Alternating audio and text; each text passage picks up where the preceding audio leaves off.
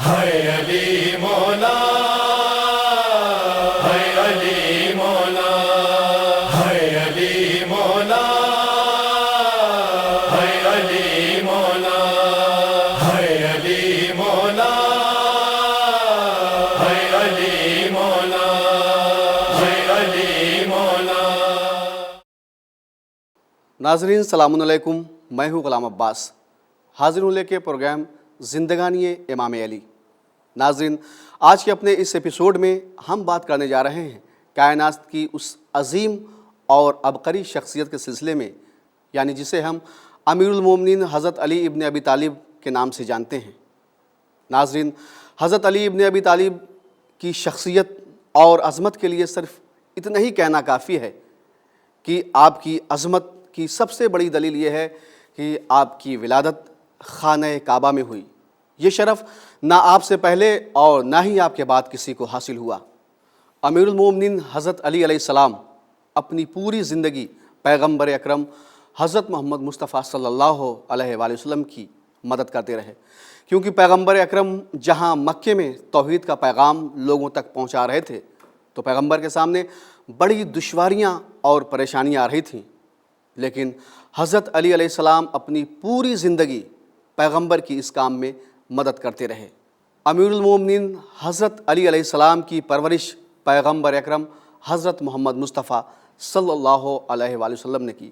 پیغمبر اکرم کے ساتھ حضرت علی ابن ابی طالب علیہ السلام بچپن سے ہی اپنے دن و رات بسر کر رہے تھے، یہاں تک کہ آپ کی ولادت جب خانہ کعبہ میں ہوئی اس کے بعد سے حضرت علی علیہ السلام کی پرورش کی ذمہ داری پیغمبر اکرم نے لے رکھی تھی، اور ایک ایک دن ایک ایک رات پیغمبر اکرم کے ساتھ حضرت علی علیہ السلام کے گزر رہے تھے۔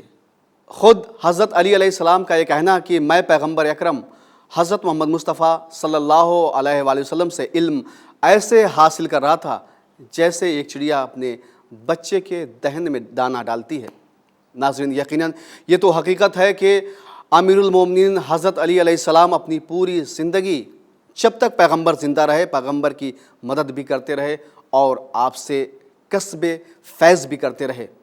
مکے میں جب پیغمبر اکرم حضرت محمد مصطفیٰ صلی اللہ علیہ وآلہ وسلم نے اعلان توحید کیا تو اس وقت دنیا یعنی مکے کے لوگ پیغمبر کے دشمن ہو گئے۔ ناظرین، مکے میں وہ وقت بھی آتا ہے کہ جب امیر المومنین حضرت علی ابن ابی طالب علیہ السلام کی عمر 13 سال کی ہے۔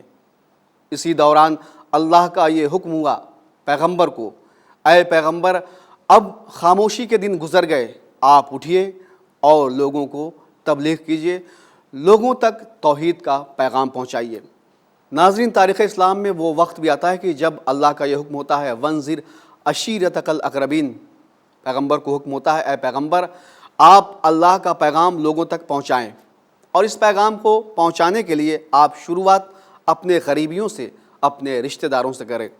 پیغمبر کو جب یہ حکم ہوا تو پیغمبر نے جناب ابو طالب کو بلایا اور سارا ماجرا بیان کیا۔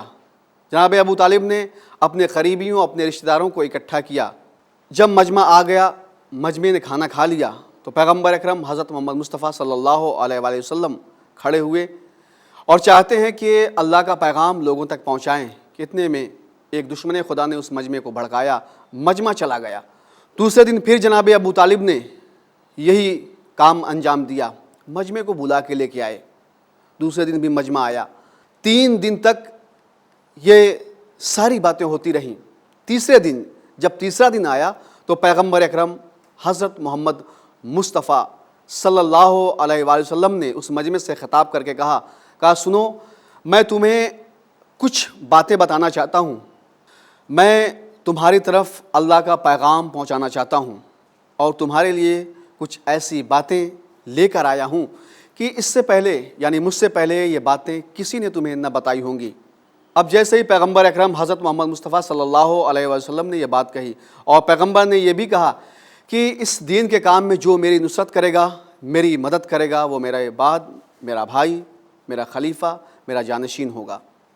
پیغمبر نے یہ کہا، مجمع خاموش تھا، کوئی بھی نہ اٹھا، لیکن اسی دوران حضرت علی علیہ السلام اس وقت آپ کی عمر تاریخ نے 13 سال بتائی ہے، آپ اٹھے، اٹھنے کے بعد کہتے ہیں یا رسول اللہ میں آپ کے اس کام میں آپ کی مدد کرنے کے لیے تیار ہوں۔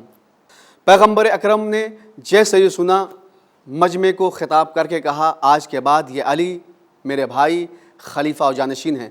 حضرت علی علیہ السلام نے دعوت ذوالعشیرہ میں جو وعدہ کیا تھا ساری زندگی پھر اس وعدے پہ قائم رہے اور محمد عربی کی حفاظت کرتے رہے، یہاں تک کہ آپ جب مکے کی گلیوں سے گزرتے تھے تو آپ پہ سنگ باری ہوتی تھی، پیغمبر کو لوگ تانے دیا کرتے تھے، لیکن حضرت علی علیہ السلام پیغمبر اکرم کا ہر طرح سے مکے میں دفاع کرتے تھے۔ ناظرین، وہ وقت بھی آ جاتا ہے کہ جب توحید کا پیغام مکے کی سرحدوں کو عبور کرتا ہوا، عرب کی سرحدوں کو عبور کرتا ہوا بیرونی دوسرے ممالک میں جانے لگا تو مشرکین مکہ کو بڑی تشویش ہوئی اور وہ یہ سوچنے لگے کہ اگر یہی حال رہا تو ایک روز مکے میں بھی توحید کا پرچم لہرانے لگے گا۔ ناظرین، یہی وجہ ہے کہ ایک رات مشرکین مکہ نے یہ طے کر لیا کہ آج رات ہم محمد ابن عبداللہ کو قتل کر دیں گے۔ جیسے ہی انہوں نے یہ پلان کیا کہ اللہ نے جبریل امی کو حضرت محمد مصطفیٰ صلی اللہ علیہ وآلہ وسلم کے پاس بھیجا اور رسول کو یہ حکم دیا کہ آپ مکے سے مدینہ ہجرت کر جائیں کیونکہ آپ کی جان کو خطرہ ہے۔ جیسے ہی پیغمبر اکرم حضرت محمد مصطفیٰ صلی اللہ علیہ وآلہ وسلم کے پیغام ملا، آپ نے حضرت علی علیہ السلام کو بلایا اور کہا، یا علی، آج رات آپ میرے بستر پر لیٹ جائیں۔ امیر المومنین حضرت علی علیہ السلام نے فرمایا، یا رسول اللہ، کیا میرے آپ کے بستر پر لیٹنے سے آپ کی جان بچ جائے گی؟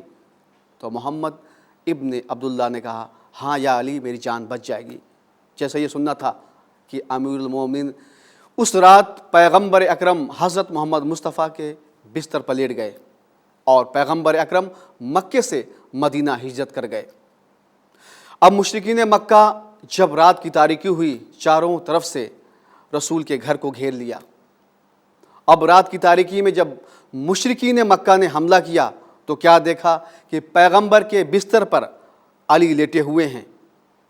ناظرین، اس پراشو ماحول میں، اس خطرناک ماحول میں پیغمبر کے بستر پر حضرت علی کا لیٹنا اور پیغمبر کی جان بچانا، اسی فداکاری اور جانثاری کی وجہ سے اللہ نے حضرت علی کی شان میں یہ آیت نازل کر دی، وَمِنَ النَّاسِ مَن يَشْرِي نَفْسَهُ ابْتِغَاءَ مَرْضَاتِ اللَّهِ وَاللَّهُ رَءُوفٌ بِالْعِبَادِ۔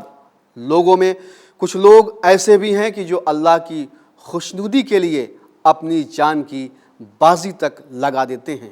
حضرت محمد مصطفیٰ صلی اللہ علیہ وآلہ وسلم جب مکے سے ہجرت کر کے مدینہ آ گئے، ادھر دشمن اس طاق میں تھا، اس پلاننگ میں تھا کہ ہم مدینے پہ حملہ کر دیں، اور اس نے اپنی اس سازش کو عملی جامہ بھی پہنانا چاہا۔ اور وہ وقت بھی آتا ہے کہ جب پیغمبر اکرم حضرت محمد مصطفیٰ صلی اللہ علیہ وآلہ وسلم کو مدینے میں یہ خبر ہوئی کہ مشرکین مکہ مدینے پہ حملہ کرنے کے لیے آ رہے تھے، تو مدینے سے ایک لشکر جس میں امیر المومنین حضرت علی علیہ السلام بھی شامل تھے روانہ ہوا اور بدر کے مقام پر مشرکین مکہ اور اسلامی لشکر کا مقابلہ ہوا۔ یہ پہلی جنگ تھی جس میں امیر المومنین حضرت علی علیہ السلام نے دشمنوں کے دانت کھٹے کر دیے۔ صرف جنگ بدر تک ہی امیر المومنین کی شجاعت موقوف نہیں ہوئی، بلکہ بدر کے بعد اب وہ مارکہ جسے ہم احد کے نام سے جانتے ہیں، جنگ احد میں جب محمد ابن عبداللہ کو یعنی حضرت محمد مصطفیٰ صلی اللہ علیہ وآلہ وسلم کو مشرکوں نے چاروں طرف سے گھیر لیا اور عن قریب محمد ابن عبداللہ کو قتل کرنا چاہتے ہیں۔ رسول ہیں کہ بھاگنے والوں کو بلا رہے ہیں، مگر چاہنے والے جو یہ دعویٰ کرتے تھے، یا رسول اللہ ہم آپ کے چاہنے والے ہیں، ہر مقام پہ آپ کا ساتھ دینے والے ہیں، وہ رسول کو تنہا چھوڑ کے بھاگ گئے۔ لیکن ایسے عالم میں جب حضرت علی علیہ السلام نے دیکھا کہ مشرکین نے چاروں طرف سے محمد کو گھیر رکھا ہے، قریب آئے اور آنے کے بعد کہتے ہیں، یا رسول اللہ آپ گھبرائیے گا نہیں۔ یہ کہہ کے مشرکوں پہ پیغمبر اکرم حضرت محمد مصطفیٰ صلی اللہ علیہ وسلم کی حفاظت کرتے ہوئے حضرت علی علیہ السلام نے حملہ کیا اور چاروں طرف سے کعوہ کرنے لگے اور مشرکوں کو پیغمبر اکرم حضرت محمد مصطفیٰ صلی اللہ علیہ وسلم سے دور بھگا دیا۔ جب مشرک دور چلے گئے، پیغمبر اکرم حضرت محمد مصطفیٰ صلی اللہ علیہ وآلہ وسلم کے قریب پہنچے حضرت علی علیہ السلام اور کہتے ہیں یا رسول اللہ معاف کریے گا، آنے میں دیر ہو گئی۔ اب جیسے ہی پیغمبر اکرم زخمی ہو چکے ہیں، امیر المومنین حضرت علی علیہ السلام کو دیکھا، آنکھیں کھولی، وہ کھولنے کے بعد ایک جملہ کہا یا علی جب سب چلے گئے تھے تو تم کیوں نہیں گئے؟ جیسا ہی حضرت علی علیہ السلام نے سنا، کہا یا رسول اللہ کیا میں ایمان اختیار کرنے کے بعد کفر اختیار کر لیتا؟ ناظرین، یہ جملہ تھا امیر المومنین حضرت علی علیہ السلام کا جنگ احد میں۔ تاریخ اس بات کی گواہ ہے کہ جنگ احد میں اگر حضرت علی حضرت محمد مصطفیٰ صلی اللہ علیہ وآلہ وسلم کو نہ بچاتے تو پھر مشرکین حضرت محمد مصطفیٰ صلی اللہ علیہ وآلہ وسلم کو قتل کر دیتے۔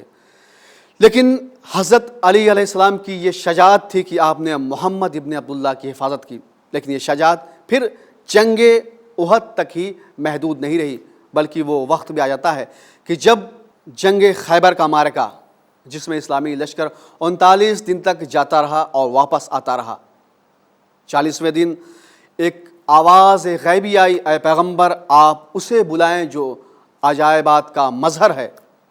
پھر کیا تھا؟ پیغمبر اکرم حضرت محمد مصطفیٰ صلی اللہ علیہ وآلہ وسلم نے حضرت علی علیہ السلام کو بلایا اور علم دیا، کہا یا علی خیبر فتح کر کے آنا۔ وہ وقت بھی آ جاتا ہے کہ جب امیر المومنین حضرت علی علیہ السلام نے خیبر کو فتح کیا۔ خیبر کے بعد خندق کا معرکہ آتا ہے، جب دشمن خدا اسلامی لشکر کے قریب آ کر، یعنی عمرو ابن عبدود قریب آ کہتا ہے کون ہے جو مجھ سے مقابلہ کرے؟ سب کے سب خاموش تھے۔ ایسے عالم میں، جنگ خندق میں بھی ایسے عالم میں کوئی نہ اٹھا، صرف وہی اٹھا جو ہر مقام پہ آگے آگے رہتا تھا اور کہا یا رسول اللہ میں ہوں اس کا مقابلہ کرنے کے لیے۔ جنگ خندق میں حضرت علی علیہ السلام آگے بڑھے، دشمن خدا کا کام تمام کیا۔ اگر ہم تاریخ اسلام کو پڑھیں، تاریخ اسلام کا جائزہ لیں، تو جس طریقے سے جناب ابو طالب جب تک زندہ رہے پیغمبر کی حفاظت کرتے رہے، ویسے ہی امیر المومنین حضرت علی علیہ السلام جب تک زندہ رہے اس وقت تک پیغمبر اکرم حضرت محمد مصطفیٰ صلی اللہ علیہ وآلہ وسلم کی حفاظت دشمنوں سے کرتے رہے اور ساتھ ہی توحید کا پیغام لوگوں تک پہنچاتے رہے۔ پیغمبر اکرم حضرت محمد مصطفیٰ صلی اللہ علیہ وآلہ وسلم جو توحید کا پیغام لوگوں تک پہنچا رہے تھے، اس مشن کو، اس پیغام کو لوگوں تک پہنچانے میں امیر المومنین حضرت علی علیہ السلام پیغمبر کی بہت زیادہ مدد کیا کرتے تھے۔ ناظرین، اگر ہم حضرت علی علیہ السلام کی حکومت کی زندگی دیکھیں تو یہ زندگی بھی نمونۂ عمل ہے ان لوگوں کے لیے، خاص کر کہ جو حکومت کرتے ہیں، کیونکہ امیر المومنین حضرت علی علیہ السلام کی جو حکومت تھی آج سے آج تک دنیا میں کوئی ایسی حکومت نہیں ہوئی، کیونکہ آپ کی حکومت میں کبھی کوئی انسان بھوکا نہیں سویا اور نہ کسی پہ ظلم ہوا۔ کیوں؟ اس لیے کہ آپ کا خود کہنا تھا کہ سب سے بدترین حکومت وہ ہے کہ جس حکومت میں لوگوں پر ظلم کیا جائے اور ان کے حقوق کو پامال کیا جائے۔ یہی وجہ تھی کہ امیر المومنین حضرت علی علیہ السلام کی حکومت میں جب کسی پہ ظلم ہوتا تھا تو اسے فوراً اس کی سزا دی جاتی تھی تاکہ ظالموں کے حوصلے پست ہو جائیں۔ حضرت علی علیہ السلام آپ حکمراں ہیں، حاکم وقت ہیں، برسر اقتدار ہیں، ایسے عالم میں بھی آپ کا دستور یہ تھا کہ آپ غریبوں کے یہاں جاتے تھے، یتیموں کے یہاں، مسکینوں کے یہاں جاتے تھے اور ان کی مدد کیا کرتے تھے۔ کوفے میں تقریباً نہ جانے کئی سو ایسے گھر تھے جن کی امیر المومنین حضرت علی علیہ السلام کفالت کیا کرتے تھے۔ یہ بات اس وقت معلوم ہوئی جب امیر المومنین اس دنیا سے گزر جاتے ہیں، جب ان کی مدد کا سلسلہ رک گیا، تب انہیں معلوم ہوا۔ کیوں؟ اس لیے کہ رات کی تاریکی میں، رات کے سناٹے میں حضرت علی علیہ السلام اپنے کاندھے پر روٹی کی گٹھی رکھتے تھے اور ان لوگوں تک پہنچاتے تھے کہ جو بہت زیادہ مجبور، مظلوم، یتیم تھے۔ ناظرین، یقیناً امیر المومنین حضرت علی علیہ السلام کی زندگی نمونۂ عمل ہے، یا پھر یوں کہا جائے کہ کوفے کی وہ آپ کی 4.5 یا 5 سال کی حکومت نمونۂ عمل ہے ان لوگوں کے لیے جو حکومت کرتے ہیں۔ امیر المومنین حضرت علی ابن ابی طالب علیہ السلام حاکم وقت، حکمراں ہیں، بادشاہ ہیں، خلیفہ ہیں، لیکن پھر بھی آپ کبھی بیت المال سے اپنے خرچ یا اپنے گھر کے لیے کچھ نہیں لیتے تھے، بلکہ خود حضرت علی علیہ السلام یہودیوں کے ہاں اور دوسرے مقامات پر محنت اور مزدوری کیا کرتے تھے۔ ناظرین، حضرت علی ابن ابی طالب علیہ السلام نے اپنی پوری زندگی اسلام کے لیے وقف کر دی، اور جب بھی اسلام پہ کوئی وقت پڑا آپ نے اسلام کی مدد کی، توحید کے پیغام کو لوگوں تک پہنچایا۔ لیکن کیا تھا کہ دنیا امیر المومنین حضرت علی علیہ السلام اور آپ کی اولاد کی دشمن ہو گئی، اور لوگوں نے اپنی پرانی دشمنی علی اور اولاد علی سے نکالنی شروع کر دی۔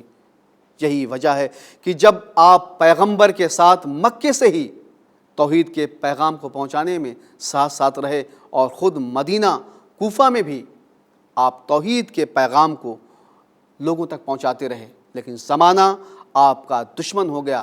لالچ، خود غرضی اور حکومت کی چاہت نے لوگوں کو یہاں تک لا کے کھڑا کر دیا کہ لوگ امیر المومنین حضرت علی علیہ السلام کے قتل پر آمادہ ہو گئے۔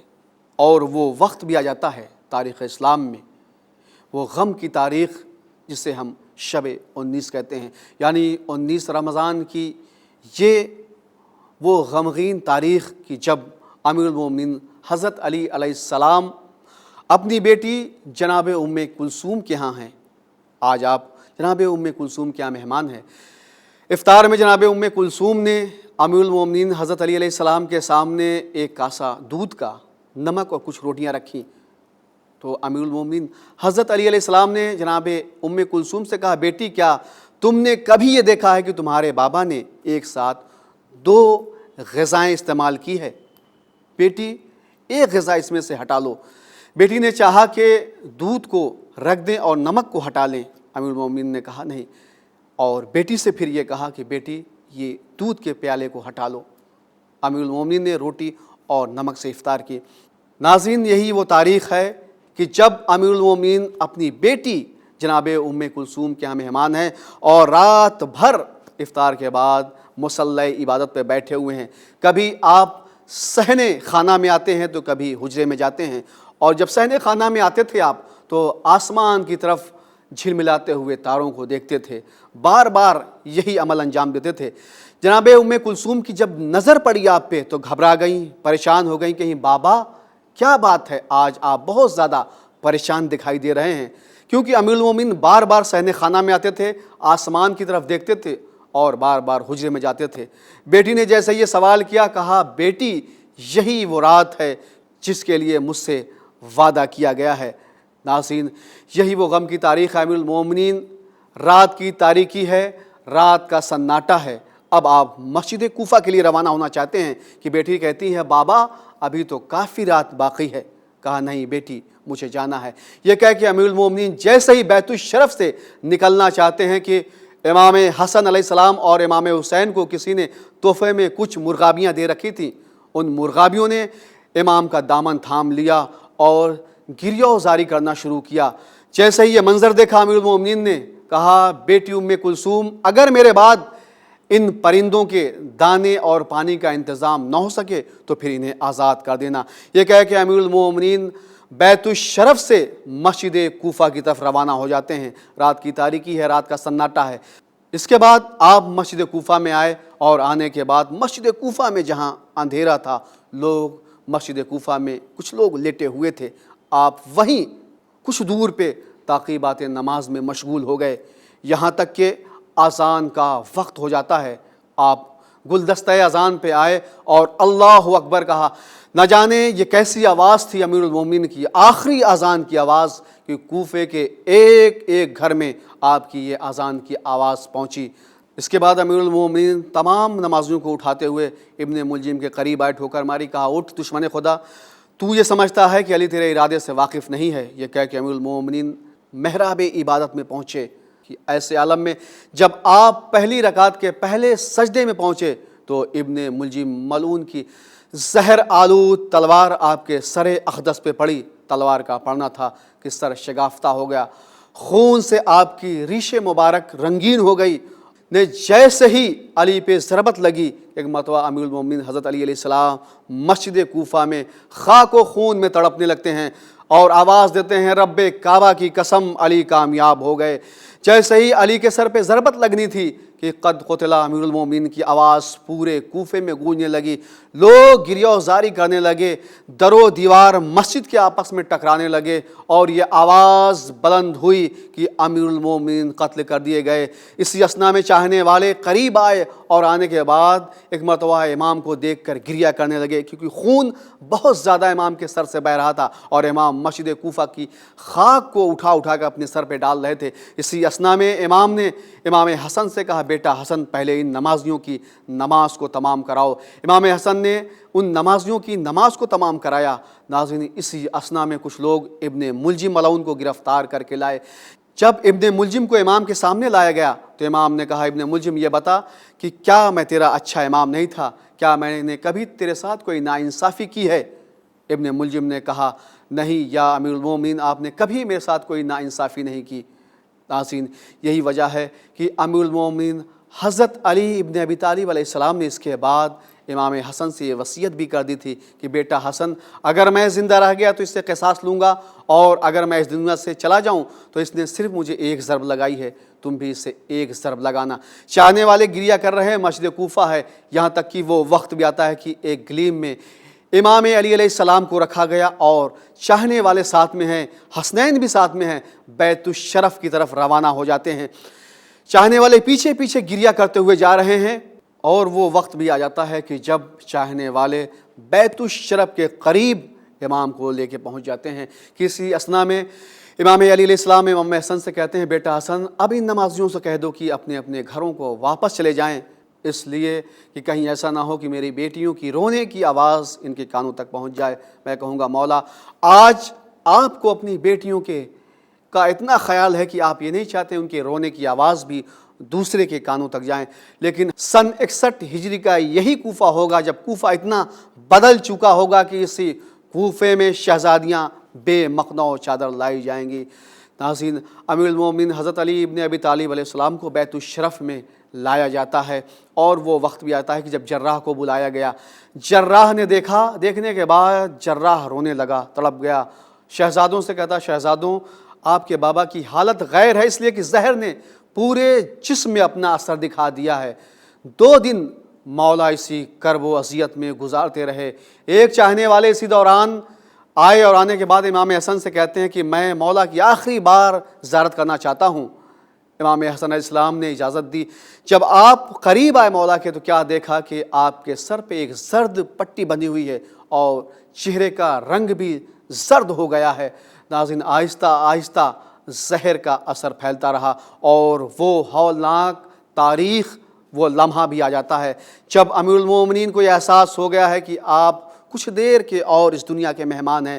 امیر المومنین حضرت علی علیہ السلام نے ایک مرتبہ امام حسن کو بلایا، بلانے کے بعد بہت ساری وصیتیں نصیحتیں کی اور خانوادے کے تمام لوگوں کو بلایا اور امام حسن علیہ السلام کے حوالے کیا اور کہا بیٹا حسن تم میرے بعد امام ہو اور خانوادے کے تمام لوگوں کا خیال رکھنا۔ اسی اثنا میں کسی بی بی کے رونے کی آواز امیر المومنین کے کانوں میں پہنچی۔ امیر المومنین پوچھتے ہیں زینب یہ کون بی بی ہیں جو گریہ کر رہی ہیں؟ جناب زینب کہتی ہیں بابا اماں ام البنین ہیں۔ کہا ام البنین میری زندگی میں رونے کا سبب کیا ہے؟